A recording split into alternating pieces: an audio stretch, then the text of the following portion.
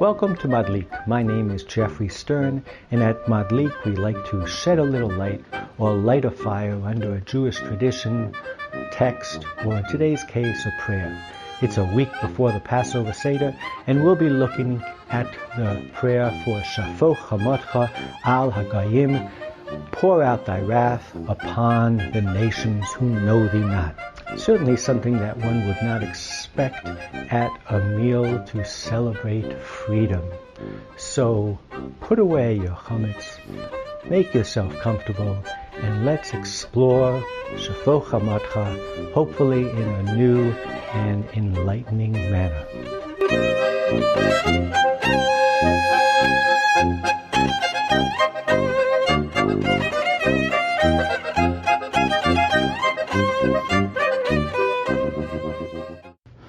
So we just did Birchat HaShachar. They've been sanitized a little bit, as we know. They don't say, thank God you haven't made me a goy, thank God you haven't made me a woman. But they do have a mix of thanking God for what we're not, maybe, and in a subtle or not so subtle way putting other people down.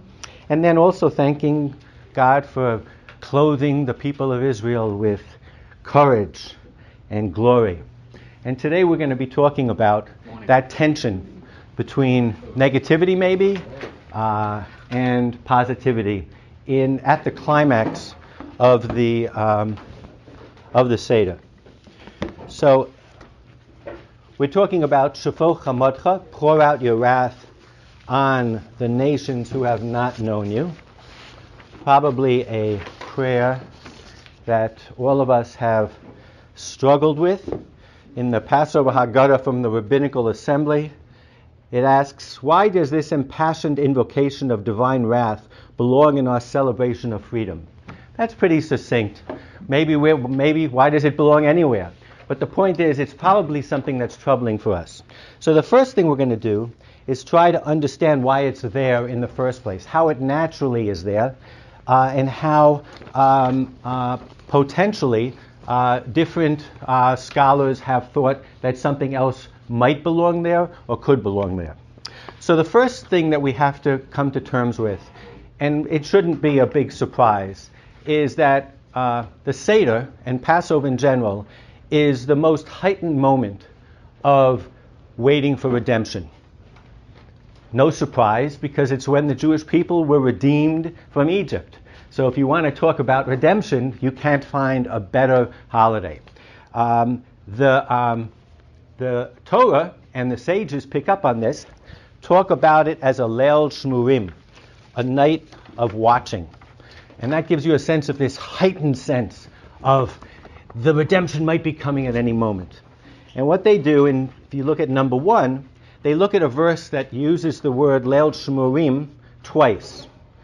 It's in Exodus 12:42. That was the Lord, a night of watchings, to bring them out of the land of Egypt. That same night is the Lord's, one of the watchings for all the children of Israel throughout the ages. So Rosh HaShana in the Talmud there, it says, why does it mention night of watching twice? To tell us that in the past it was the night of redemption, and in the future it would be the night of redemption. So I say it should be no surprise, and this year especially, because Passover and Easter are being celebrated at the same time. And if you read the New Testament and you get a sense of Christianity, this heightened sense of Jesus coming to Jerusalem to proclaim the redemption, it was electrifying. That's when the expectations were the heightened. Throughout the ages, it's when there were pogroms. It's when the tension between these two religions, that both one was waiting and one believed had already had achieved the redemption, were at each other's throats the most.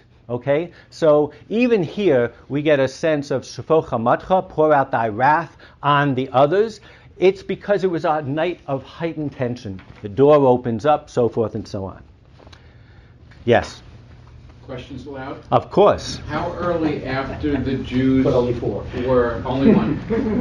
How early after the Jews came out of Egypt did this concept of another messianic redemption began? It's a great question. And I mean, I think we're dealing with a biblical verse that says Leil Shemurim twice, okay?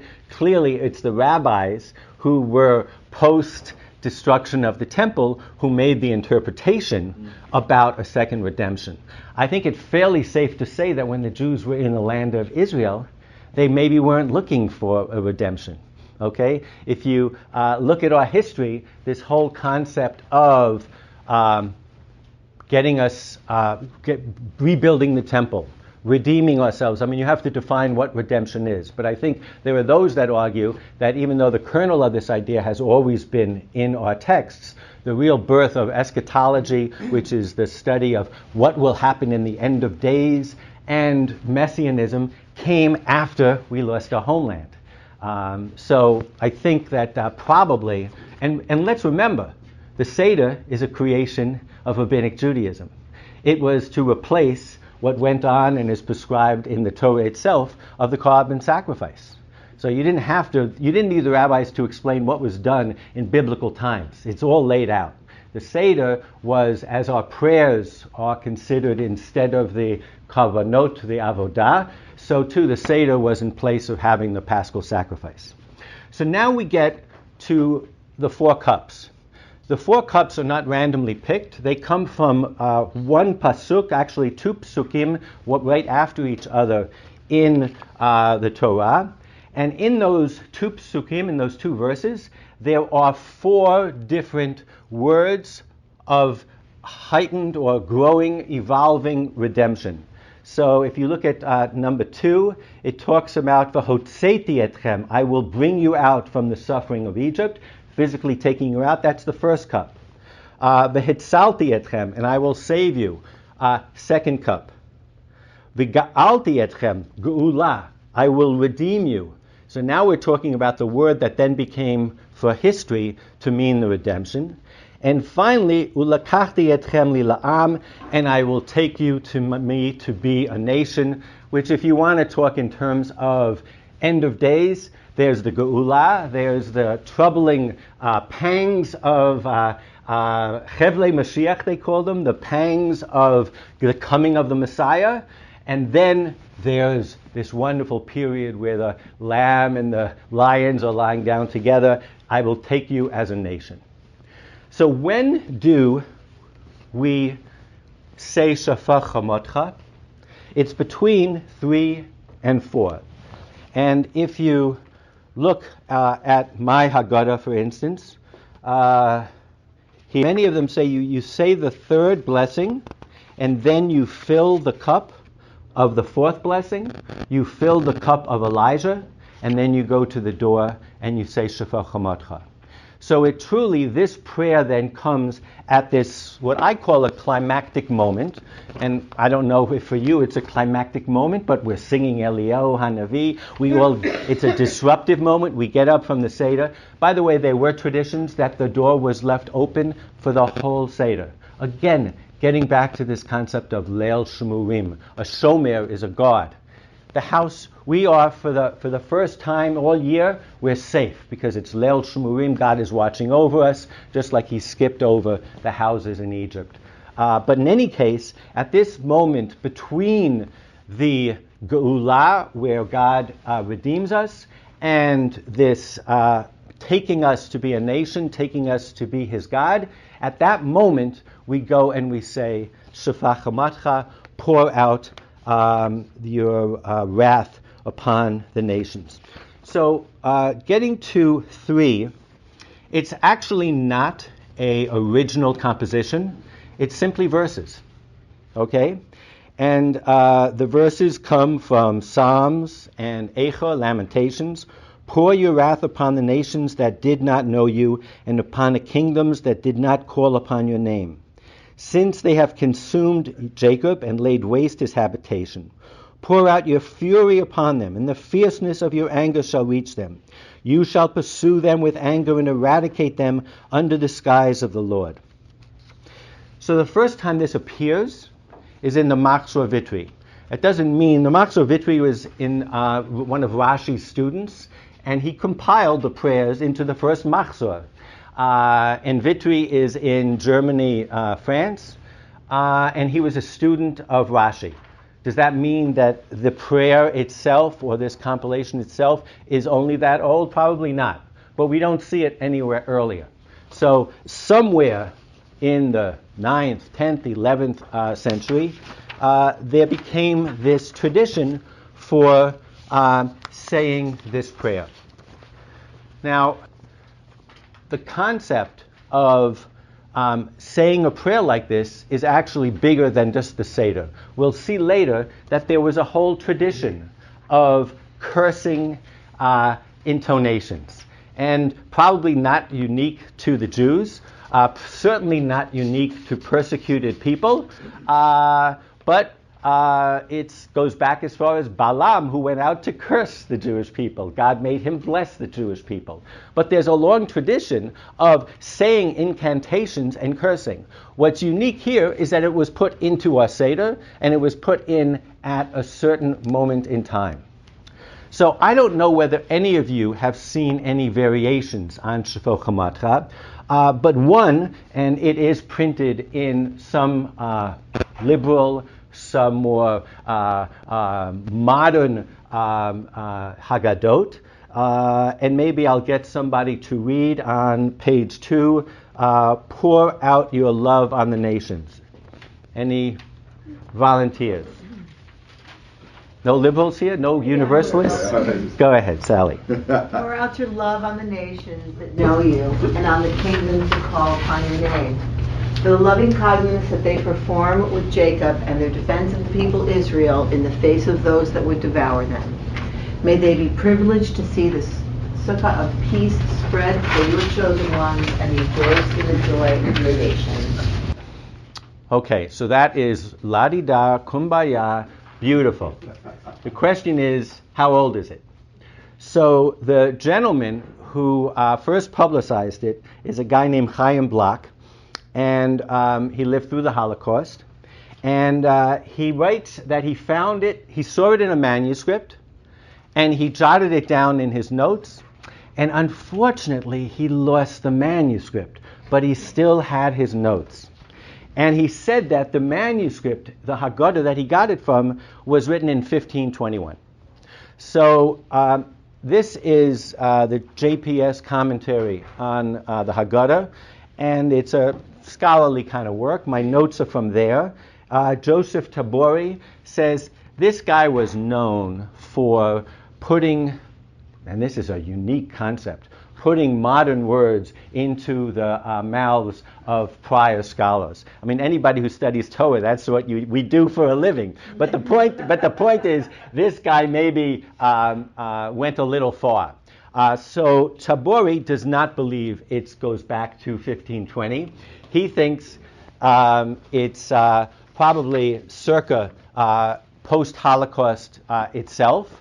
And certainly not Tabori, but Chayyim Bloch was troubled after the Holocaust when we were destroyed by so many people. Here we go ahead and we stand up, and now we're cursing the nations. I must say, I've started collecting Israeli kibbutzim Haggadot, and they're very obviously different than our Haggadot. They're written by, for the most part, secular socialist Jews who are one generation from traditional Jews. So they are very knowledgeable, and they're very secular, utopian, socialistic. And they make a lot of changes, mostly in the direction of socialism. They celebrate the spring more. The emphasis is on rejuvenation of the land. But when it comes to Shofar Chamatcha, these are many times Holocaust survivors. They actually go in the opposite direction of Bloch. Yes? You know why they go the opposite direction? Because there is a difference. The first Shofar Chamatcha, it talks about the nation that we don't know us. When you love them, Shofar Chavatcha on the nation that know you. So it's two different prayers. Well, yeah, but the gentleman who claimed that he found this in an old manuscript said in his Haggadah he found this in the galleys, that it was written as an alternative version to Shofar Chamatcha. It comes ahead of. Complement each other. Well, they do. He lists it one on top of the other. So there's Shofar Chahavtcha, send out my love, and to those who know me. maybe if you want to be post-Holocaust, to the righteous non-Jews of the world who saved us, and send out my anger and hate, or God's anger and hate on those that lost us. But what I was saying about the kibbutzim hakadot, if anything, they increase the length of the Shafot Hamatcha, and they talk about the Nazis, and they talk about the Europeans, and they talk about the world that was silent. So this is a prayer that is a little bit of a gauge about where you are on this, in the arc of history, in the arc of persecution, in the arc of a free nation. And while maybe in today's kibbutz Haggadot or Israeli Haggadot, they might have the same problem that we have, when it was raw, when it was fresh, you certainly can understand them taking this and actually emphasizing it. The other note that I'll make about Shafat Hamatcha is, and this is something that comes out in this book, Two Nations in Your Womb, by Israel Jacob Yuval, who's at the Hebrew U, is that the Jews living in Europe pre-Holocaust were pretty gutsy. In other words, they did this knowing that it was clear to any non-Jew, heathen, or Christian that we were cursing them. He traces for centuries the Jews in Eastern Europe and Poland and all over. They stood up. This was a gutsy thing to do, especially if you consider that the pogroms are going on and all that. So we might find Shafot Hamatcha particularly distasteful to our modern sensibilities, but we also have to recognize, whether it's Holocaust survivors or whether it's Jews living as a minority in Europe, it took a level of guts to stand up at your Seder, to open up the door, and with the door open, say, you can hear me. We don't believe in your God. We don't believe the Geula has come, okay? And it's kind of similar to Olenu, and Martin has dealt with Olenu, and there was a particular verse that was particularly obnoxious, and of course the Christians were very knowledgeable in what the Jews were doing, either because of converts, of Jews who went over to the dark side, or otherwise they used to know Hebrew. That's one of the reasons that we say Olenu out loud, because there used to be guards standing, waiting to see if we used that particularly obnoxious in their mind verse. But here, there was never any change. It's recorded that the non-Jews knew about it and complained about it and used it as a tool against us when the pogroms were happening and all that. Here, these Jews are standing up with chutzpah and declaiming our whole religion and life of being. I think that this version that Chayyim Bloch brings is satisfactory. You might want to say it at your Seder. You might want to skip the whole issue and just sing Eliyahu Hanavi. But what I'm going to do for the rest of the class is to explore what I think is possibly an authentic variation on Shafot Hamatcha. And it's authentic in the sense that it represents an alternative approach not only to this minor part or maybe climactic part of the Seder, but to the whole approach of the Seder and to the whole approach to redemption. So I owe this to a footnote.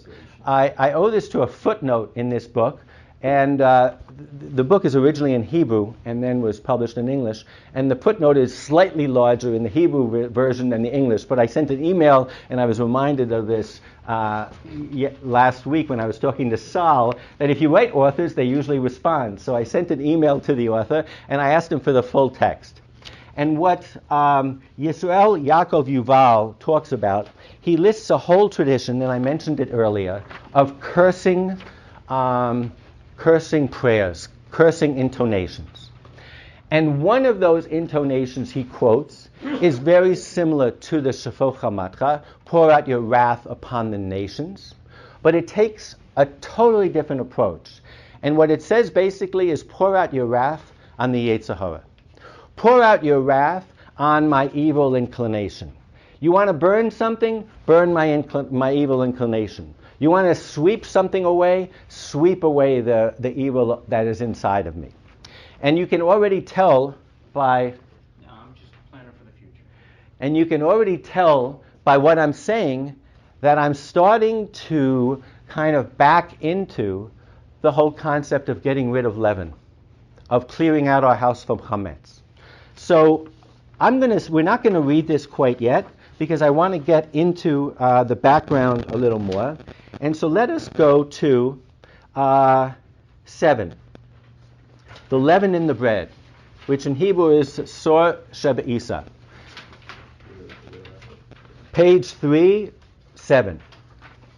So I've talked about this before, but my sense is if you were walking down the street in the ancient Near East and you bumped into, I don't know, a Roman, a Greek, a Philistine, and he was a merchant, and you go, "You taking care of the leaven in your business?"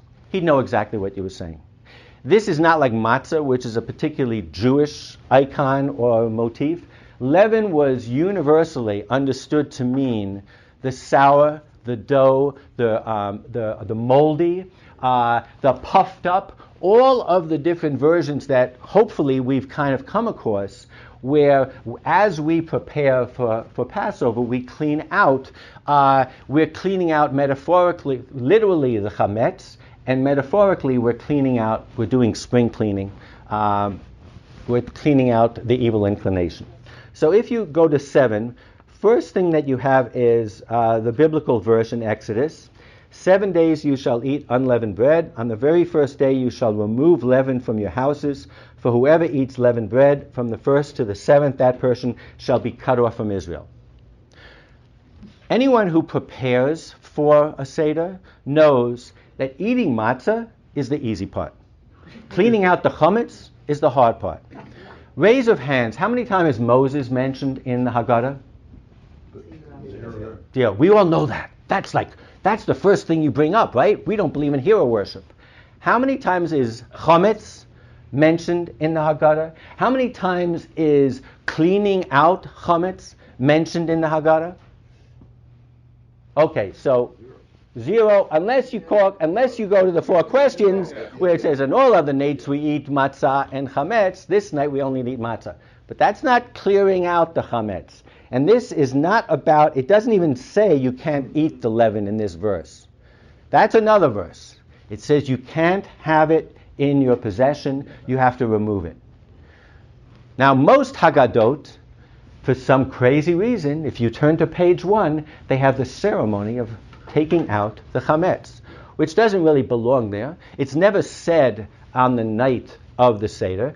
Truth is, by the way, if you forget to say it the morning before, the night before, you can say it without a blessing. So the truth is that you can, in your mind, nullify your chametz any time during the 7 days. If you forgot about something, you see something. But the truth is you're supposed to do it before. But besides those 2 little points, one which is clearly maybe put there as a remnant of a stronger presence of cleaning out the chametz. So here's a prayer that goes way before our prayers of Shvo Chamatcha, and it's by Rabbi Alexandri. So it's probably, and I didn't find out exactly when this rabbi lived, but my guess is it's probably closer to the era of Philo and Alexandria and all of that. Who wants to read 7b, Sovereign of the Universe? Go ahead, Sal. I just volunteered. Volunteers. Can I read the one where everyone's angry? Sovereign of the universe, it is well known to you that it is our will to do your will. Who prevents us from doing so? The leavening agent in the dough, the evil inclination within us, and our subservience to the nations. May it be your will to save us from these so that we can return to fulfilling your commandments wholeheartedly. So notice, it does talk about the nations. It does have that combination of, on the one hand, the personal cleaning out, purging, okay, the evil, and it also talks about the subservience to the nations. So we have a mix, something that we don't have in the Shvo Chamatcha that we have now, which emphasizes only the nations. God forbid we're holding up the redemption, but it talks about clearing out this evil inclination.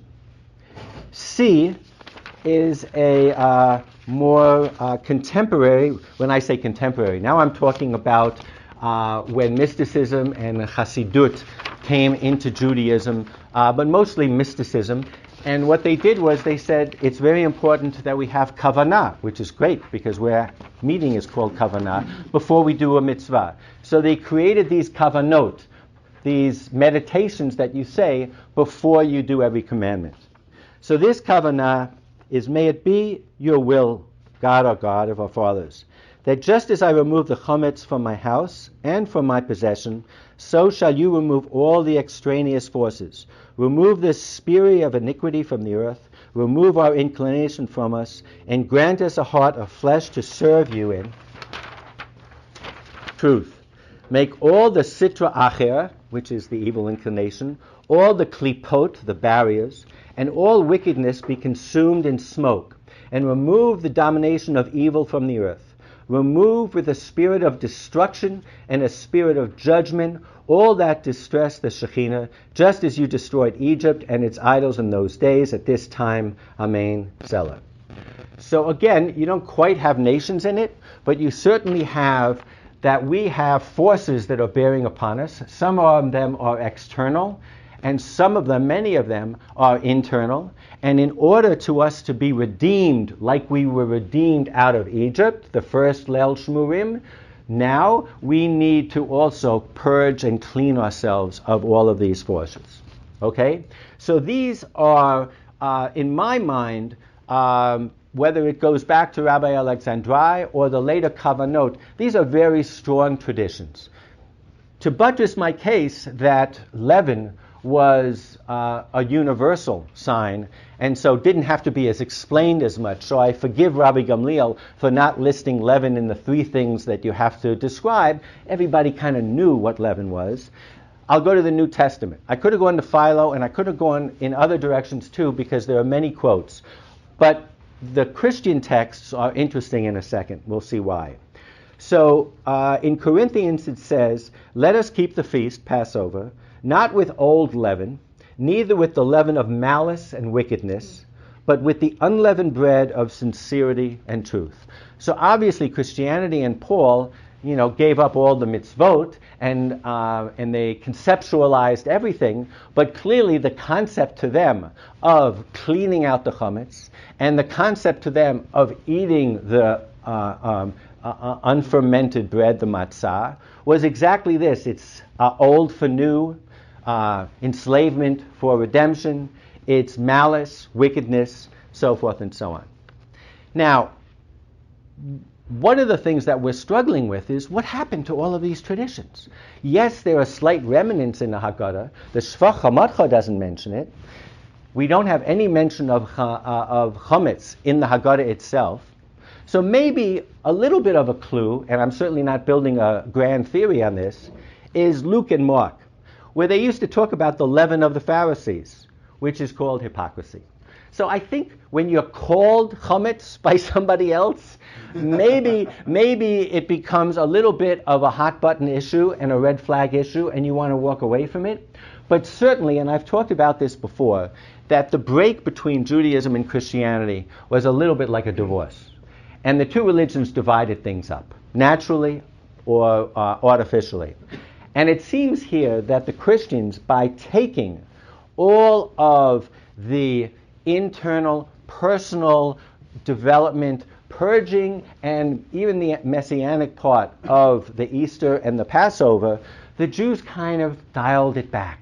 Okay? And so whereas the Christians may have started and had traditions going back to 40 days before Passover with Lent, cleaning out the houses, we have traditions for that, so forth and so on. And we might have once had that, and the remnants of those are Shabbat Parah, Shabbat Shekel, all of the building up from Purim that goes, and Salas talked about the connection between Purim and Passover. Even Shabbat Hagadol is mentioned in the New Testament and only appears in Jewish sources in about the same time that we're talking about 1100. So this whole idea of building up for the redemption, the Jews kind of played it down a little bit. And if they did talk about the redemption, the part of the redemption that they talked about was the retributional side. And that we're going to see in a second in Gershon Shalom. But in any case, let's talk about Gershon Shalom a little bit. So if you go to number 6 on page 2, at the bottom of page 2, Gershon Shalom writes a book, The Messianic Idea in Judaism. And he talks from the start about the difference between Christianity and traditional Judaism in the early days. And the biggest difference that he makes is that there is no mention of messianism or eschatology, end of days in Judaism, that doesn't talk about the nation of Israel, the physical nation of Israel. If a Jew would get up and start talking about some sort of redemption that didn't include the people of Israel, that didn't include the land of Israel, that didn't include the nation of Israel, it would be like talking about emptiness. And if anything, the Jews would criticize Christianity and their whole idea of messianisms. What do you got? This is what our parents told us. How can these people believe that Jesus was the Messiah? Is there world peace? Has the world changed? And Gershon Shalom says you're making a mistake. What the Christians did is they made it personal redemption. Okay? So that was the first kind of divide. And he said it was only much later that Judaism started talking about, or feeling comfortable again about talking about the personal aspect of it. But they certainly kind of pulled away from that. So the Seder, he doesn't make the connection directly, but the Seder, you can very much argue, pulled away from this personal type of redemption and emphasized the national redemption. And the first part of the national redemption is the other nations. And he makes another distinction between, and this is in Judaism, and we're all aware of this, is two aspects of messianism. One is, and the lion will lie down with the lamb and everything's going to be amazing. And the other is, and the nations of the world will be judged. And the day of judgment.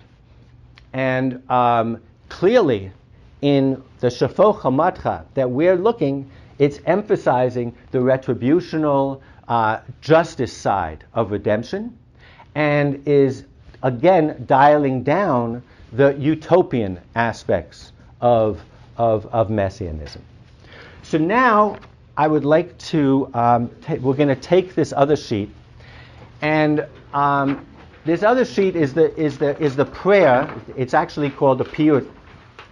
Does everybody have the other sheet? No. So it's a piyut, and there was a long tradition of piyutim, and this is a piyut written by Shimon ben Isaac, and it goes back to 980. He was born in 980 and died in 1040. And it's not associated with the Haggadah necessarily. It is clearly associated with the prayers that I mentioned before of cursing, okay, where there's a long tradition. The fact that it is found, and I was doing my research yesterday at my office, and I couldn't find the whole text that he referenced, and finally I Googled some words from it, and it comes in Hebrew, and it comes up in Slichot for Erev Rosh HaShana. So that's where it ended up in our tradition, and it kind of makes sense because remember, there are two beginnings of the year. If you want to talk about personal redemption, if you want to talk about all of this inward movement, we do that the 40 days before Rosh Chodesh Tevet and the New Year of the world. We don't necessarily do that so much in the other Rosh HaShana, which is Rosh HaShana of Nisan and the whole period around there. So let's read this. I'll go ahead and read it. I think you're going to see some amazing correlations that come out. And this is an old piyut, and this is a piyut that understands the tradition that we're talking about. And it's all about, instead of cursing the nations, it emphasizes this cursing of the evil inclination. Destroy and cast away the evil inclination, which excites man to sin, so that he may mislead us no more. Cast away and blot out from our hearts and thoughts the pollution which defiles and pollutes the pure. Mislead the evil inclination who causes the straight to be crooked. Rebuke him and discard him, so that idolatry shall not be established. Strangle and clear away, this is very violent language, Strangle and clear away the gadfly that lurks at the gate of the heart, so that a new heart may flower within us. Sweep, very utopian language. Sweep utterly away the unclean and foul who seduces us to sin, that he may not cause us to be sorely punished. Seize the rogue whose instruments are evil, bind him fast, lest the house of evildoers rise again. Repel and burn that was brought up delicately from a child and has in the end become a master. So the evil inclination starts out someone who just wants another Tootsie Roll, and at the end of the day rules over you as your master. So that no remnant be left of him. Remove and destroy the moldy leaven which spoils the dough, so that it may not involve us in sin. Cause the intriguer who ensnares us and leads us astray to be burnt out, break his neck, so that he should have no followers. Poison and uproot the pricking thorn and piercing briar, lest it spoil the vineyard. Pour out water of purification. If you turn this over, the Hebrew is shafoch mei tahor damim lahadiach. Pour out water of purification to rinse away our guilt. Purge us with hyssop and wash us clean. Let the scarlet sin be whitened, that we may be saved forever. May he justify us in his mercy and delight in the search of our glory. May he lay bare his powerful arm and bring back our captives and restore us to our former condition as in the end of old. So it has all of the ingredients. It has the leaven in it. It has the messianic image at the end, if you notice, where he talks about restoration to our former condition. And it certainly has the violent language. So whether this piyut was playing off of the existing curse prayers, or this is a representation of an alternative tradition within the curse prayers, we cannot know. But clearly, this type of piyut, and I won't say type because this is so amazingly written, could easily be used in place of Shafot Chamatcha. It would be 100% authentic in terms of the tradition of the curse blessing, but its emphasis is 100% inward and towards our ability to change. And if you think about that part of the Egypt story, where you have slaves who for 400 years had to prepare for leaving Egypt in terms of discovering who they were, cleaning out whatever baggage they had, ultimately then 4 days before taking the god of the Egyptians, a lamb, putting it outside of their doors, standing up strong, and then having the geula and leaving, and struggling with all of the different levels of redemption. This is, and I'm talking now about the personal development that we see throughout the Chumash. This is, to my mind, part and parcel of the story of Yetziat Mitzrayim. It is just as I would say revolutionary, in your face, out there, and strong.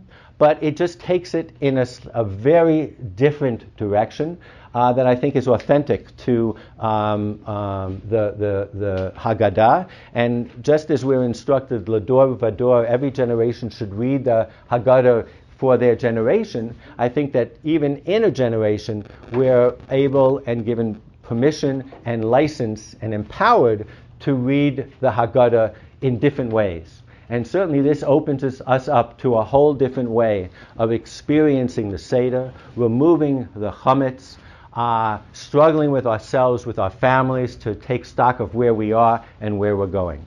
So Shabbat Hagadol Shalom, and let us all have an amazing Seder and an amazing Passover. Yes.